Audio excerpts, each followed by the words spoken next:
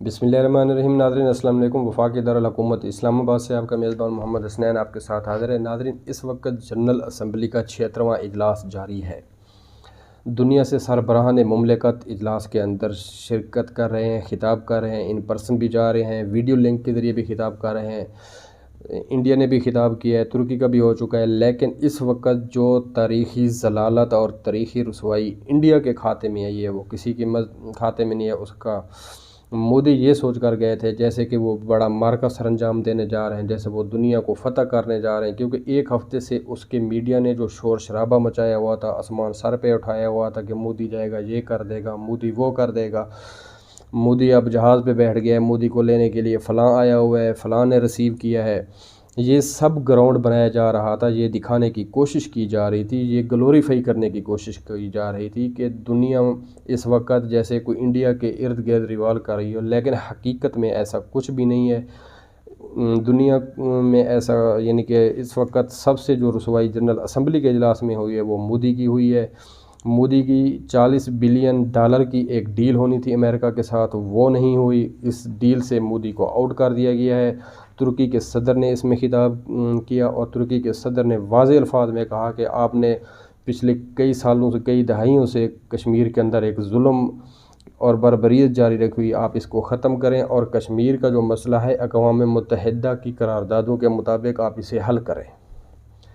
तो भारत को एक से एक दूसरा ज़ख़म लग रहा है। अभी भारत ये ज़ख़म चाट ही रहा था कि आज 25 तारीख को जनाब इमरान ख़ान ने कश्मीर के मसला पर जनरल असम्बली में मोदी सरकार को फिर नंगा किया और मोदी हुकूमत को आड़े हाथों लिया। इसकी जो भी तफसीलात मैं आपके सामने रखता हूँ। लेकिन वज़ीर-ए-आज़म इमरान ख़ान ने इसके अलावा कुछ और पॉइंट पर भी बात की, यानी कि कोविड-19 हो गया, मौसमियाती तब्दीली हो गई, उसके अलावा मुआशी बहरान है इस वक्त दुनिया में, तो उस पर भी बात की, मनी लॉन्ड्रिंग पर भी बात की, इस्लामोफोबिया पर भी बात की, कश्मीर पर भी की, तालिबान पर भी की। तो मैं फ़र्दन थोड़ी उनकी तफसील आपके साथ रखता हूँ। वज़ीर-ए-आज़म इमरान ख़ान ने कहा कि दुनिया को इस वक्त कोविड-19 के साथ साथ मुआशी बहरान का भी सामना है, क्योंकि कोरोना की वजह से दुनिया की जो मईशतें हैं उन पर सब पर असर पड़ा है और माहौलियाती तब्दीली जैसे ख़तरे भी दुनिया को लाहक हैं। कोविड-19 का जो वायरस है अक़वाम और लोगों के दरमियान तफरीक नहीं करता और ना ही गैर यकीनी मौसमियाती रवैयों की वजह से आने वाली तबाहियाँ ये तफरीक करती हैं। हमें दरपेश मुश्तरका ख़तरात ना सिर्फ़ बैनुल-अक़वामी निज़ाम की नज़ाकतों को आश्कार कर रहे हैं बल्कि इंसानियत के इत्तेहाद पर भी ज़ोर देते हैं।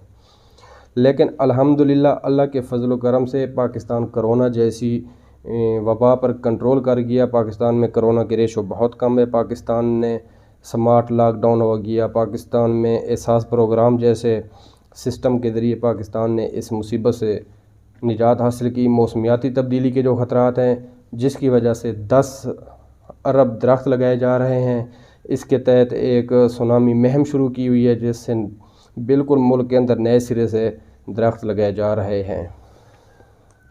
इसके बाद जो अहम बात वज़ीर-ए-आज़म इमरान ख़ान ने की है वो थी मनी लॉन्ड्रिंग की, कि जो तरक्की पजीर ममालिक हैं इनकी जो बदउनवान हाकिम अशराफिया की लूट मार की वजह से अमीर और गरीब मुल्कों के दरमियान फ़र्क ख़तरनाक रफ्तार से बढ़ रहा है। यानी कि जो तरक्की पजीर ममालिक के लोग हैं, जो हुक्मरान हैं, वो अपना पैसा गैर कानूनी तरीके से मनी लॉन्ड्रिंग के तरीके से यहाँ ले जाते हैं, लंदन में जाके फ़्लैट ख़रीद लेते हैं, लंदन में जाके अपना पैसा रख देते हैं। स्विस बैंकों में जरदारी साहब के पैसे पड़े हुए हैं। इस तरह जो भी पैसा है वो बाहर लेके जा रहे हैं। तो वज़ीर-ए-आज़म ने कहा कि मुझे ख़तरा है कि आने वाले दिनों में अभी यानी कि तरक्की पजीर मुल्कों से लोग जा तो रहे हैं, लेकिन ये ना हो कि उन मुल्कों को, तरक्की याफ्ता जो मुल्क हैं, उनको आगे दीवारें देनी पड़ें, क्योंकि लोग इतनी तेज़ी और इतनी रफ्तार से इधर बेरोज़गारी की वजह से दूसरे मुल्कों में शिफ्ट हो रहे हैं। और मैं इस प्लेटफार्म से दुनिया की तवज्जो दौलत की तरक्की पजीर मुल्कों से नाजायज़ उड़ान की जानिब मबजूल करवाता आया हूँ कि हिसाब लगाया जाए कि 7,000 अरब डॉलर की खतीर रकम चोरी शुदा असासे महफूज मालियाती पनाहगाहों में छुपाए गए हैं। इतनी बड़ी तादाद के अंदर जो रकम बाहर ली गई है वहाँ जाके या बैंकों में रखे गए हैं या जाके फ्लैट्स ले गए हैं।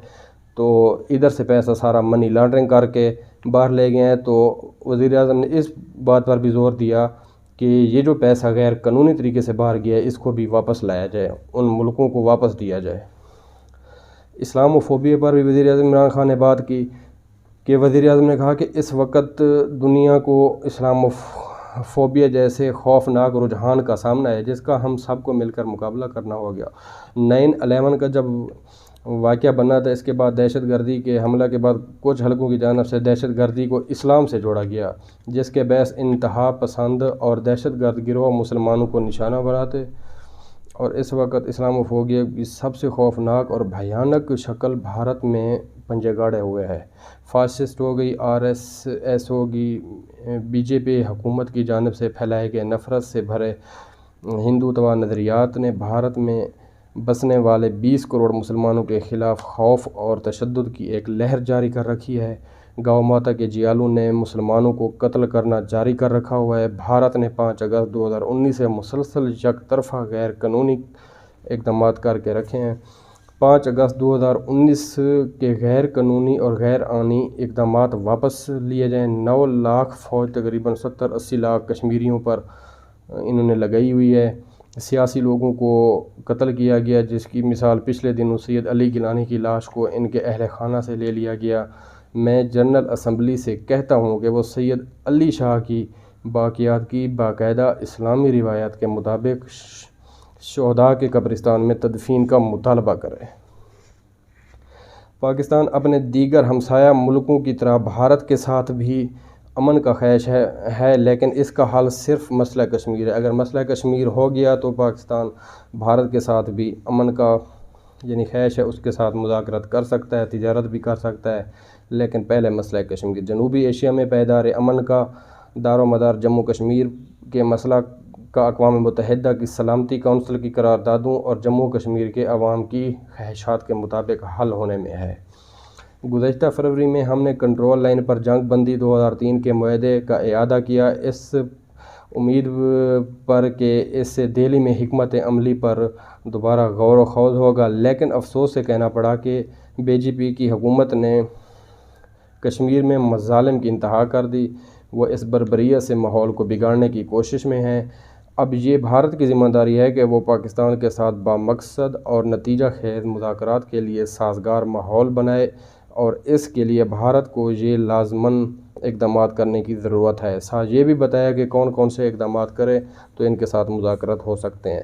پہلا یہ کہ جو 5 اگست 2019 سے کیے گئے یک طرفہ اور غیر قانونی اقدامات کشمیر کے معاملے پر کیے، ان کو ختم کرے، پھر مذاکرات ہو سکتے ہیں۔ کشمیر کے عوام کے خلاف ظلم اور جبر اور انسانی حقوق کی جو خلاف ورزیاں ہیں ان کو بھی ختم کیا جائے۔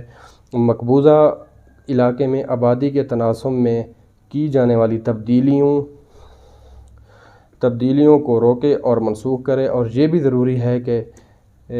ضروری ہے کہ پاکستان اور بھارت کے درمیان ایک اور جنگ کو روکا جائے، کیونکہ بھارت ہر وقت لائن آف کنٹرول پر جارحیت کرتا رہتا ہے۔ بھارت کی فوجی تیاری، جدید جوہری ہتھیاروں کی تیاری اور عدم استحکام پیدا کرنے والی روایتی صلاحیتوں کا حصول دونوں ملکوں کے درمیان موجود ڈیٹرنس کو بے معنی کر سکتا ہے۔